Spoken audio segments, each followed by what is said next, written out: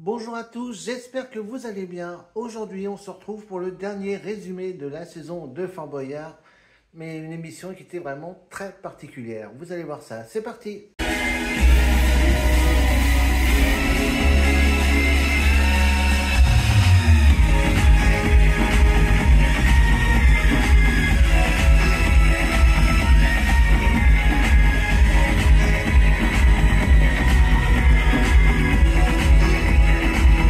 Donc, en effet, hier, déjà, c'était la dernière émission de la saison, mais c'était surtout la dernière émission d'Olivier Mine, au bout de 23 ans de présentation.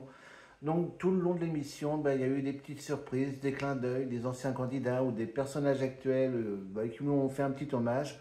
Donc, il y a eu énormément d'émotions dans cette émission, pardon. Même moi, je suis encore pas remis de l'émission, hein, donc c'est pour vous dire. Donc, non, franchement, c'était vraiment une émission très particulière.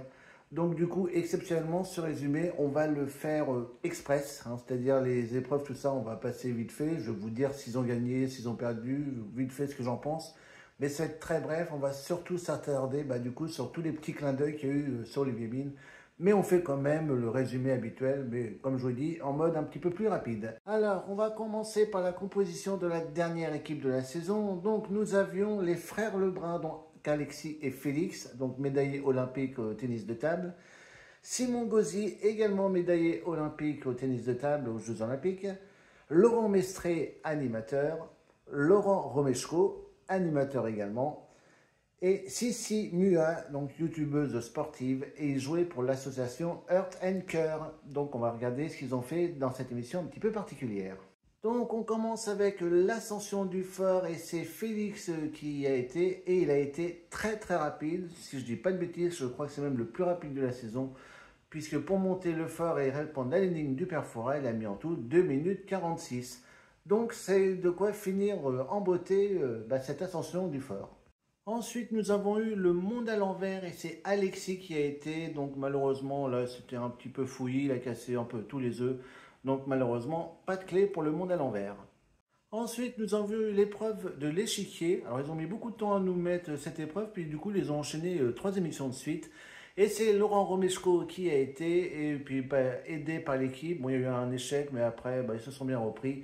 Et du coup ils ont réussi à bien mémoriser le parcours. Donc du coup ça fait une première clé. Ensuite, c'était l'épreuve du muséum, et c'est Laurent Mestré cette fois-ci qui a été. Et on connaît l'agilité de Laurent, donc il n'y a eu aucun problème pour ce muséum, donc ça fait une clé supplémentaire. Alors, l'épreuve d'Interville, pardon, de Fort Boyard suivante, oui, vous allez comprendre pourquoi je dis ça, c'était Château Boyard. Bon, vous savez que j'aime pas cette épreuve, pour moi, elle fait trop Interville. Bref, c'est les frères Lebrun qui ont été. Ils nous ont bien fait rigoler comme c'est le cas pour cette épreuve, et l'essentiel, ils ont réussi à ressortir la clé. D'ailleurs, il y a même un frère qui est sorti sans l'autre, hein, donc c'est déjà la clé, l'autre il va rester dans la cellule. Donc évidemment, dès l'instant qu'il y en a un qui ouvre la porte, l'autre n'est pas prisonnier, donc tout va bien, les deux sont sortis et avec une clé.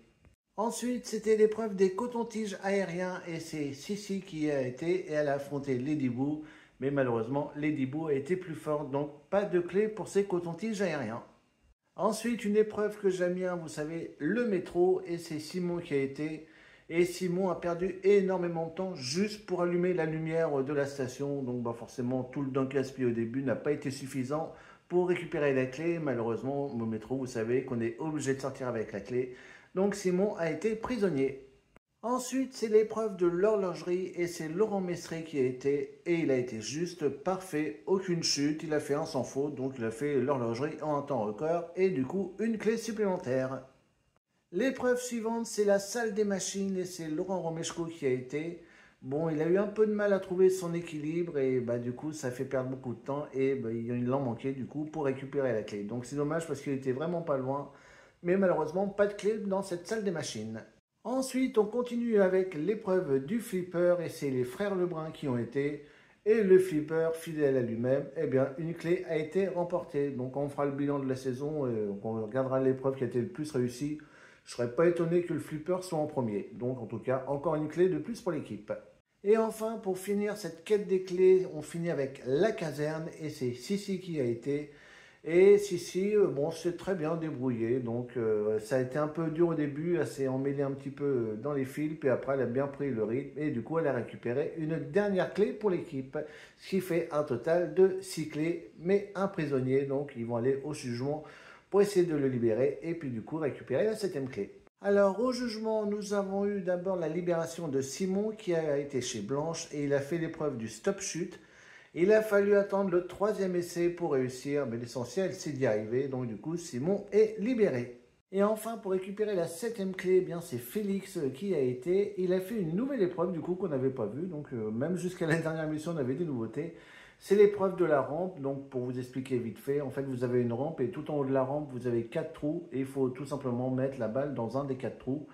Donc Félix a mis du temps, les 2 premiers essais il n'a pas réussi, mais il a quand même réussi à mettre une balle dans le trou au 3e essai. Donc du coup c'est bon, Félix est libéré et l'équipe est au complète pour les aventures. Alors la première aventure, eh bien c'était les catacombes et c'est Laurent Romeshko qui a été. Et malgré, on sentait qu'il n'était pas rassuré avec les serpents, mais il a pris sur lui et il a réussi à récupérer un premier indice. In extremis, parce qu'il est vraiment sorti au dernier moment, donc j'ai eu peur qu'il soit prisonnier dans ces catacombes, mais c'est bon, il est sorti à temps. Ensuite, nous avons une des nouvelles épreuves de cette saison, l'ascension à l'aveugle, et c'est les frères Lebrun qui ont été, et c'est dommage, ils ont été jusqu'au bout du parcours, ils ont même touché le mot code, mais malheureusement, en voulant prendre le mot code, eh bien, il y en a un qui a été déséquilibré, faisant tomber l'autre, et malheureusement, ils ont raté l'indice, mais vraiment à un doigt, comme on peut dire, donc là, c'était vraiment dommage. L'aventure suivante, c'est la maison de poupée et c'est Sissi qui a été. Mais malheureusement, Sissi était incapable de toucher les migales et je lui reproche pas parce que moi je serais même pas rentré du tout, donc ça aurait été encore plus rapide. Donc malheureusement, c'est un échec, mais pour ma part, personnellement, je ne peux pas lui en vouloir. L'aventure suivante, c'est la cabine vertigineuse et c'est Laurent Mestré qui a été. Donc lui, niveau adrénaline, il n'y avait rien parce que lui, il adore tout ce qui est comme ça. Malheureusement, il n'a pas su répondre à l'énigme, donc eh bien, ça fait un échec. Et enfin, la dernière aventure, eh bien, forcément, c'est chez Willy. Et là, ils étaient 3 à y aller, les 2 frères Lebrun et Simon. Et pour la dernière, eh bien, ils ont réussi à récupérer encore un indice chez Willy. Donc, ils ont mangé du poisson, donc ça s'appelait accar, je crois, un truc comme ça.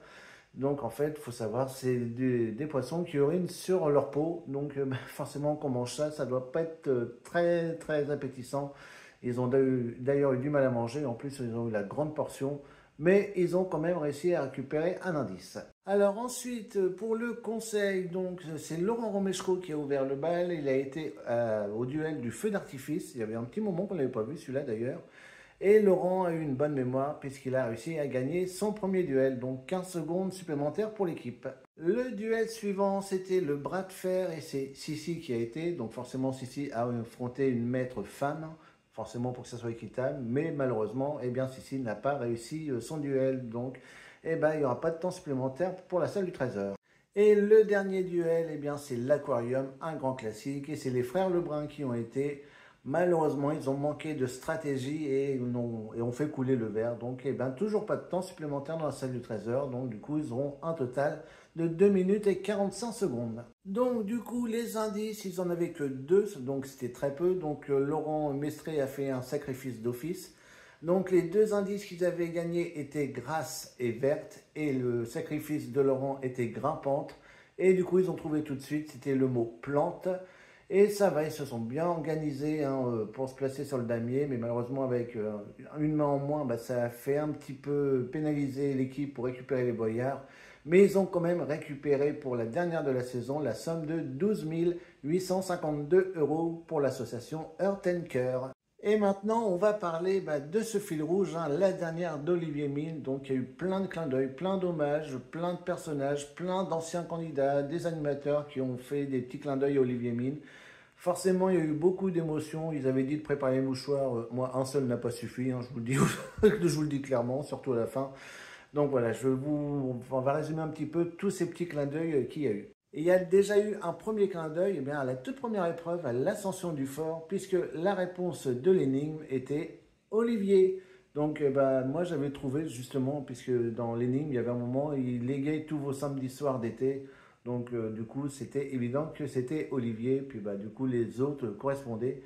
Donc voilà, premier clin d'œil pour le départ d'Olivier Mine. Ensuite, tout le long de l'émission, eh bien, on a eu des anciens co-animatrices ou des équipes, des anciens personnages qui sont venus voir Olivier Mine directement. Il y a eu d'abord Anne-Gaëlle Riccio, forcément co-animatrice avec Olivier Mine pendant quelques temps, donc je vous remets l'année, hein, je ne sais plus exactement.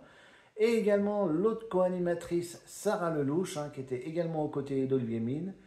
On a eu Manu Planchet, donc c'est le chef constructeur hein, de toutes les épreuves que vous voyez. Donc il est là depuis la première saison et du coup il a fait les 23 saisons avec Olivier Mine. Et on a également eu Magloire, donc alias Magic, hein, ancien personnage du fort, donc qui a voulu également rendre un petit hommage à Olivier Mine en personne. Donc ces 4 personnes étaient présentes sur le fort et lui ont fait une petite surprise durant tout le long de l'émission. Ensuite, au moment du jugement, vous savez qu'après le jugement, eh bien normalement, on a la révélation des 5 aventures. Là, ils ont révélé juste l'épreuve des catacombes, mais après, c'était marqué interruption des épreuves pour un message spécial. Et en fait, c'était plein d'anciens candidats et amis, surtout d'Olivier Mine, qui ont voulu lui rendre un hommage, donc qui n'étaient pas présents sur le fort, mais qui ont fait un petit appel vidéo. Donc du coup, eh bien, toutes les célébrités et personnes qui ont rendu un petit hommage à Olivier, on a eu d'abord Damien Thévenot, donc un animateur de France 2 qui a participé plusieurs fois à Fort Boyard. Également Vincent Lagaffe, donc alias Méga Gaffe, hein, pendant plusieurs saisons à Fort Boyard, et très grand ami d'Olivier, donc il a également tenu à lui rendre un petit hommage.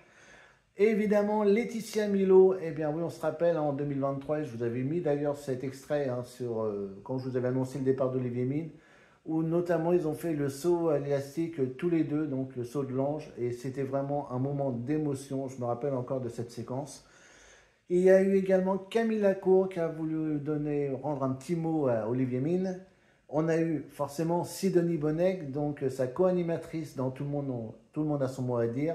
Donc maintenant c'est Bruno Guillon qui a repris les commandes du jeu. Mais voilà, ils ont été pendant 8 ans ensemble animateurs du jeu Tout le monde a son mot à dire. Donc forcément Sidonie a tenu à lui rendre un petit hommage. Et d'ailleurs Sidonie avait participé également une fois à Fort Boyard. Nous avons eu également Bruno Guillon, comme je vous l'ai dit juste avant. Alors, Bruno Guillon a même avoué qu'il venait à Fort Boyard juste pour voir Olivier. Hein, donc, c'était même pas plus pour le jeu. Enfin, forcément, il y allait pour le jeu. Mais c'était surtout pour voir Olivier Mine. Donc, ça, c'était vraiment une belle preuve d'amitié. Et enfin, on avait Élodie Gossuin. Donc, on l'a vu cette saison. Elle était candidate cette saison. Et c'est la recordman de participation. Elle est très très proche d'Olivier Mine, donc elle aussi a tenu à lui rendre un petit hommage pour sa dernière émission. Et enfin, pour finir, eh bien, juste après la pesée, après la révélation des gains pour l'association, eh bien, le père Fouras s'est déplacé en personne pour rendre hommage personnellement à Olivier Mine pour ses 23 années accompagnés ensemble. Donc c'était vraiment un grand moment d'émotion. Là, on a vu que le père Fouras était totalement sorti de son rôle. Et là, c'était plus vraiment Yann Le Gac hein, qui parlait. C'était plus le père Fouras, on sentait que c'était vraiment Yann Le Gac. Et là, il y a eu une grande séquence d'émotion. Et même Olivier Mine n'a pas pu retenir ses larmes. Et après, bien, Olivier, justement, a fait un long discours pour remercier forcément toute l'équipe. Donc, pour lui dire également que durant ces 23 saisons, c'était un réel bonheur pour lui de venir. Et c'était même pas des amis qui disaient, c'était vraiment la famille. Il venait vraiment pour voir la famille du fort. Et surtout, après, il a tenu à nous remercier, nous personnellement, puisque, voilà, comme il a dit, on l'a accompagné pendant 23 ans. Et il a dit qu'il a eu des milliers de messages là, ces derniers temps quand on a appris son départ du fort. Donc il était vraiment très très touché. Et il voulait personnellement nous remercier. Donc là, c'était vraiment des grosses émotions.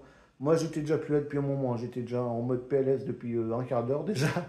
Mais en tout cas, voilà, c'était vraiment une belle séquence d'émotions. Donc franchement, une émission, je crois qu'on n'a jamais autant pleuré sur Fort Boyard, honnêtement, en 36 saisons. Mais franchement, voilà, donc c'était une émission très très particulière. Et puis, on va dire surtout, une bonne route à Olivier hein, dans ses nouvelles aventures sur M6. Et puis, moi personnellement, j'ai adoré Olivier Mine dans Fort Boyard. Pour moi, il a donné un nouveau souffle à l'émission. Hein. C'est vrai que quand c'était Patrice Laffont, Jean-Pierre Castaldi, c'était un peu mode sombre. C'était bien, c'était de l'aventure, c'était sérieux, il y avait un peu de rigolade quand même, mais voilà, il manquait le petit côté ludique, le petit côté fun que Olivier a su amener justement à l'émission. Pour moi, il a vraiment donné un nouveau souffle. Et pour moi, sur les 3 animateurs, c'est vraiment celui que j'ai préféré et il va énormément manquer à l'émission. Donc, qui va prendre la relève? Eh bien, on va voir, on ne sait pas. Il n'y a pas encore eu d'annonce de fait. Donc, je pense qu'ils ont attendu la dernière d'Olivier Mine. Donc, on va peut-être avoir des infos prochainement. De toute façon, comme je vous l'ai dit, il y aura encore deux vidéos qui vont sortir hein, sur Fort Boyard. Donc, un résumé de la saison. Et puis, on fera un petit jeu. Donc, si entre-temps, ces infos tombent, eh bien, je vous en informerai. Mais en tout cas, vraiment une émission très très particulière. Et puis, comme je l'ai dit tout à l'heure, eh bien, bonne route Olivier et merci pour ces 23 saisons tous ensemble à Fort Boyard. Donc voilà pour ce dernier résumé un petit peu particulier. Donc je vous ai fait un post hein, hier, vous avez vu que pendant 11 jours, eh bien, il n'y aura que des vidéos de Disney. Hein, donc suite à mon précédent séjour qui s'est merveilleusement bien passé. D'ailleurs, hein, le vlog est disponible, vous pouvez le regarder. Et puis là, pendant 11 jours, je vais vous sortir tous les spectacles. D'abord, il y aura le spectacle d'Alice au Walt Disney Studios. Et après, les 10 spectacles de la Disney Music Festival, qui était juste incroyable. Une saison, franchement, que j'ai adoré. Donc, vous allez revivre tous ces spectacles. Et chaque vidéo sortira à chaque fois, tous les jours, à 18 h. Donc, 11 jours de bonheur dans la magie Disney. Le retour de Disney sur la chaîne. Donc... j'espère que ça va vous plaire, cette petite série de vidéos. Et quand cette série sera finie, eh bien, on se retrouvera, comme je vous l'ai dit, pour les 2 dernières vidéos de Fort Boyard. Et puis, entre-temps, je vais essayer peut-être de retourner à Disney, c'est pas encore sûr. Et surtout, j'aimerais bien vite retourner au Futuroscope, qui commence sérieusement à me manquer. Malheureusement, avec la privatisation les 2 premiers week-ends de septembre, bon, c'est un petit peu compliqué, mais on va essayer de faire au mieux pour y retourner le plus vite. Donc, moi, je vous fais à tous de gros bisous et on se donne rendez-vous très très vite. Et Olivier, on te dit à bientôt pour de nouvelles aventures. Et comme il dit, toujours plus loin, toujours plus haut, toujours plus fort.